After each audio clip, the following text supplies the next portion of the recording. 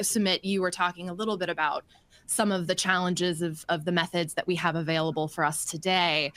So I want to think about this from a critical quality attribute standpoint as well, or how well, right, from a structural standpoint, do we know our LNPs? You know, are there any big debates that you're watching sort of emerging in the quality of this space and that are informing how we as an industry need to be restructuring, reworking, and or improving, right, our processes today?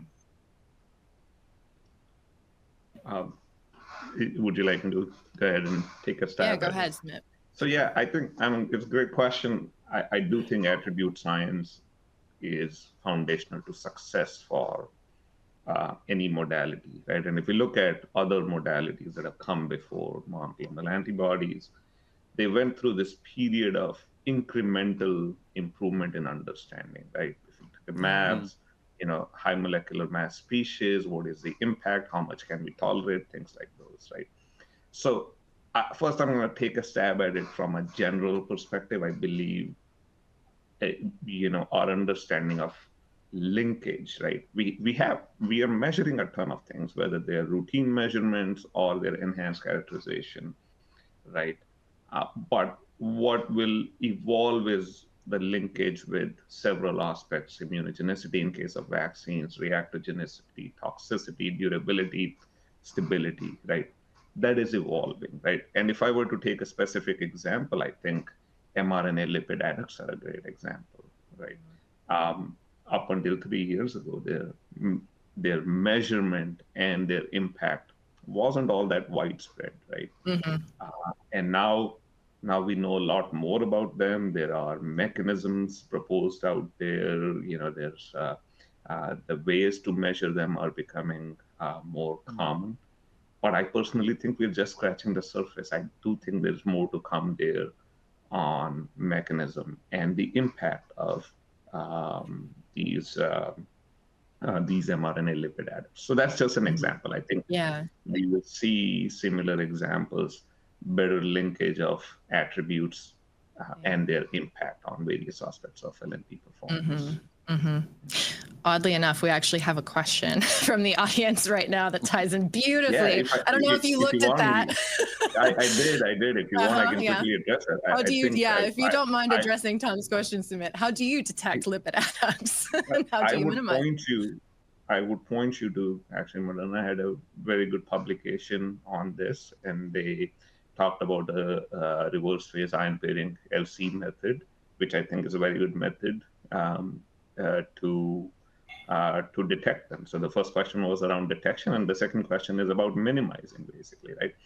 And minimizing, again, their paper had some very good information there. It's essentially the pH and the buffer, something that I was alluding to earlier. It's critical to controlling.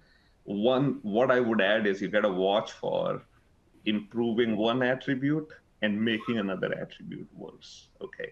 So this pH and buffer balances can be so intricate for lipid nanoparticles because not all attributes behave in the same direction, basically, right? So you're constantly battling this. I'm improving something and I'm making something else worse. So yes, please look at pH and buffer, but please watch out for other attributes, essentially.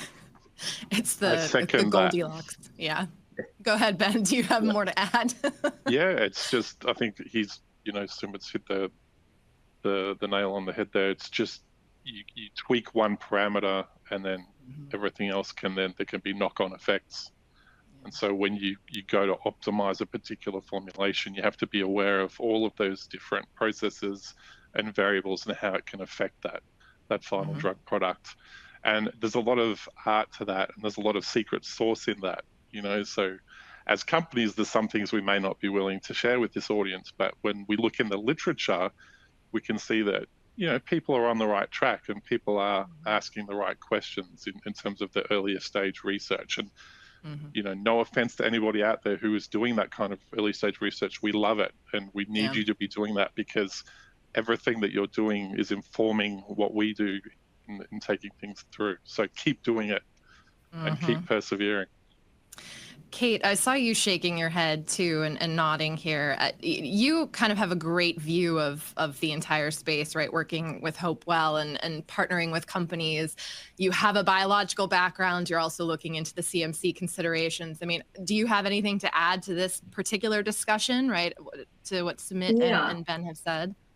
I totally agree with Sumit and Ben. I think the complexity of LNP mRNA process is still a big challenge, even for early research or for the development part. I think, because the new lipid keep coming up, the new aggregation keep coming up, new formulation coming up. So really understand the process impact on the formulation and also on the stability and also on the target profile.